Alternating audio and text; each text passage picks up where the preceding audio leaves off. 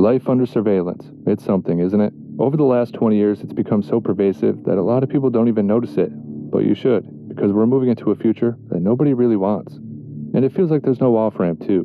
And that's because we have politicians that keep working around every safeguard, ignoring public pushback, and teaming up with private companies to slowly chip away at whatever privacy we have left. It's not random, though. It's coordinated. All around the world, governments are building the same interlocking grid, a global system that fuses facial recognition, AI analytics, and digital IDs, all controlled by massive data centers. On the establishment level, there's this weird uniparty consensus that crosses every border. Left, right, doesn't matter. Yeah, everyone's all in on this new digital world order. And the catalyst, the absolute foundation of it, is mass surveillance.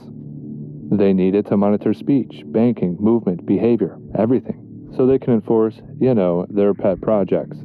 Massive censorship campaigns, energy rationing, CBDCs, social credit scores, and of course, building smart predictive systems that punish you for what the algorithm thinks you might do next. The powers that be have dreamed of this level of control for centuries, and now technology has finally caught up with their ambition, and we should all be paying very close attention. Look, this is not a conspiracy theory. It's happening in real time across the planet. Now, I don't want to bog you down with a bunch of examples, but in your spare time, just pick any country and look it up. You're going to see the same story everywhere. The UK, France, Australia, Canada, even places like Sri Lanka, Vietnam, Thailand, and Malaysia. I mean, as I said, pick any country at this point, and you're going to find the same story. They're all racing to wire up facial recognition, AI cameras, and digital tracking systems. And the method of persuasion is always identical, too. Roll it out under the banner of safety or protecting kids. You normalize it, expand it, and paint anyone who objects as some sort of paranoid freak. And here in the US, it's the same exact thing. Yeah, the uniparty strikes again. Both parties are pushing to modernize identity systems with digital credentials. Republican Senator Josh Hawley's GUARD Act just passed committee, unanimously. It requires age verification for AI chatbots using government ID, face scans, or financial records. They're also pushing for ID verification on operating systems for any device, too. Privacy advocates are already calling it a Trojan horse, a backdoor digital ID system that forces biometric verification into your everyday life. And we've seen this coordination with the private sector before. Think Biden's censorship regime, outsourcing First Amendment violations to big tech so they could dodge constitutional arguments. Same playbook. They know they can't get this done on the up and up, so they outsource their dirty work to big tech. I mean, at this point, these companies basically function as extensions of the military-industrial complex and intel agencies. Or maybe I should say, they're one and the same, and really, always have been. But it gets pretty diabolical when you look at the infrastructure that they're rushing into place. Massive new data centers are popping up all over the country, and the way they're forcing them through is straight up shady. Kevin O'Leary just got his big data center project approved in Utah. We're talking 40,000 acres, 62 square miles, roughly 2.5 times the size of Manhattan. They fast-tracked the whole thing by slapping national security and military operation labels on it, which allows them to completely bypass normal public input and local control. In fact, hundreds of residents showed up to the town hall meetings, packed the room, and made it very, very clear they did not want this. They voiced their concerns about the insane water usage, nearly 1 billion gallons a year, in a state that's already struggling with drought. And then there's the power demand, up to 9 gigawatts, more than double what the entire state currently uses. On top of that, they complain about constant noise and the destruction of land. But the politicians didn't care at all and approved it anyway. One commissioner was even talking shit to everyone, basically telling them to grow up before he walked out. However, this is the same story playing out everywhere. New Jersey, Virginia, Michigan, Pennsylvania, Georgia, Texas, Maryland, Wisconsin, Arizona, Nevada, New York, you name a state, and you're going to find locals fighting the same battle. You can find the videos online. Local people show up, voice their concerns, and get completely steamrolled. Zoom out, and the rest of the world is racing ahead as well. And China is the blueprint. Now, I've talked about their surveillance programs many, many times, but they have a couple big ones, like Skynet and Sharp Eyes. Yeah, they named one of their surveillance programs Skynet. I'm not joking. However, that same China-style system and all the tools to make it a reality are being exported to smart cities across Asia, Africa, Europe, and Canada.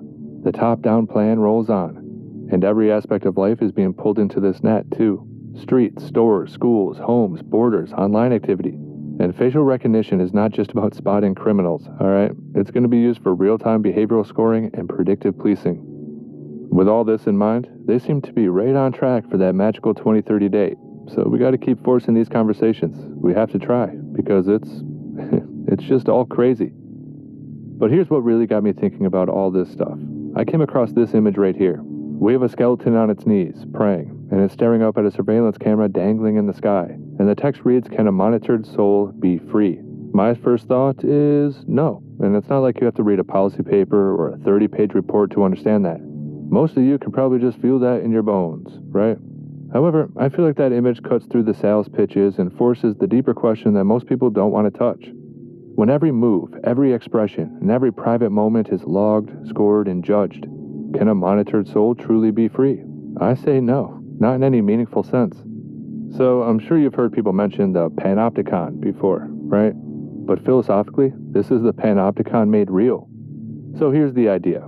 Jeremy Bentham came up with this, the panopticon. It's a prison design where inmates could never know if they were being watched, so they had to assume they always were, and started policing themselves. And so, yeah, society basically took that blueprint and scaled it up for the entire world.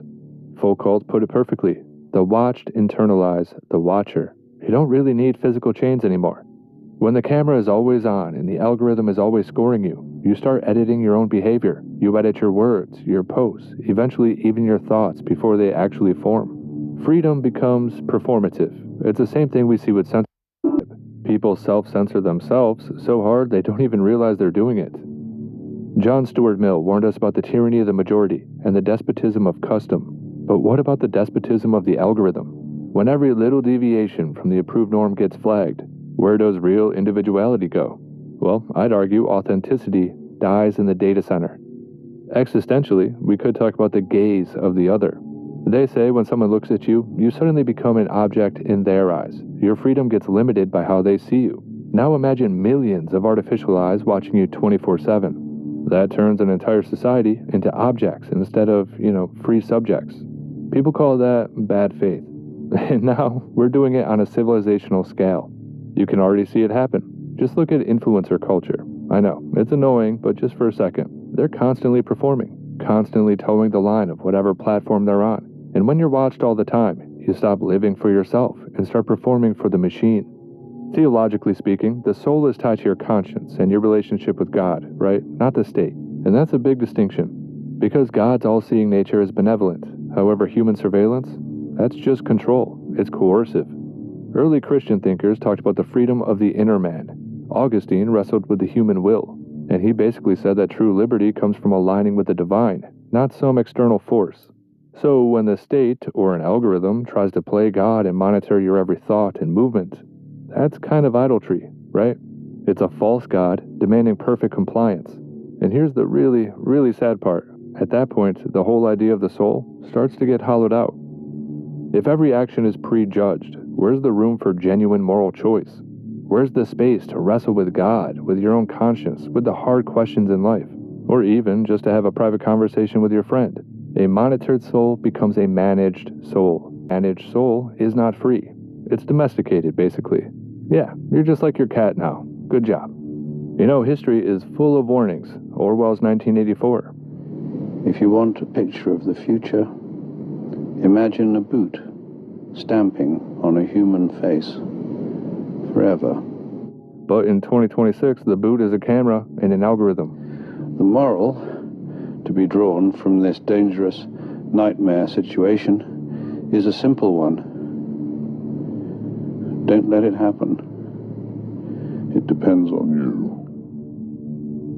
You know what's crazy? I've seen politicians mention Orwell while arguing for this future. They've Orwelled Orwell. Yeah. However, on the other side of the 1984 coin, we have Huxley's Brave New World, and he went the softer route, using distraction and pleasure as a way to control people. Well, if you look around, it kind of feels like we're getting both, the hard surveillance state and the soft social engineering. It's a brave new 1984 world.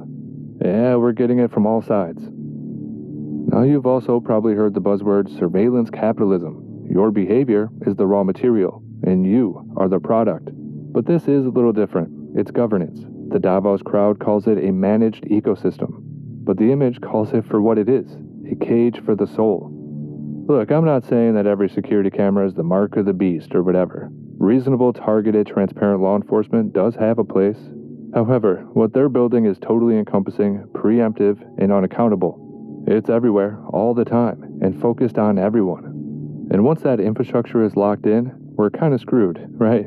Look, I'm trying to not be a total doomer here. I'm trying my best. But we've already watched them go from, oh, it's for preventing crime, to it's preventing wrongthink. We've already seen this happen around the world. The road to tyranny is paved, man. That's the path we're on. So we better start getting off that path, don't you think? Alright, now that I've said my piece and gave you a solid view of the anti-data center position, let me give you both sides of the argument and you can make up your own mind. I went through a bunch of threads on social media and looked at hundreds of replies to get an idea of what their argument actually is. So here's the pro-data center side. Their main argument is basically, if we don't do this, we hand the entire future to China. They see blocking data centers as self-sabotage, the same kind of short-sighted, Luddite thinking that held back nuclear power for decades.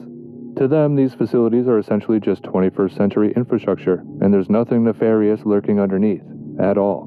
Government and big tech are going to make your life better, they say. It's an argument that I have a hard time buying. Opponents get called conspiracy theorists, low IQ populists, or people who don't understand how AI and computing actually work. And hey, I think they're talking about me. And I took that personally. No, I'm just kidding. But there is an emotional core to both sides of the argument. So on the anti-data center side, the emotional core is the surveillance state. And on the pro-data center side, the emotional core is China's going to eat our lunch and anti-nuclear panic comparisons. Yeah. So like I said, you can make up your own mind. What do you think? As for me, the philosophical argument still resonates the most. So the big question once again, can a monitored soul ever truly be free? I don't think so. Freedom requires privacy. It requires the possibility of being unobserved. It requires space for the inner life. It's a place where personal decisions are actually made, where the soul really breathes. Strip that away, and you don't get safer citizens. You get compliant ones, predictable ones, programmable ones. And I don't know. I guess people better start to remember what it actually means to be human. And quick.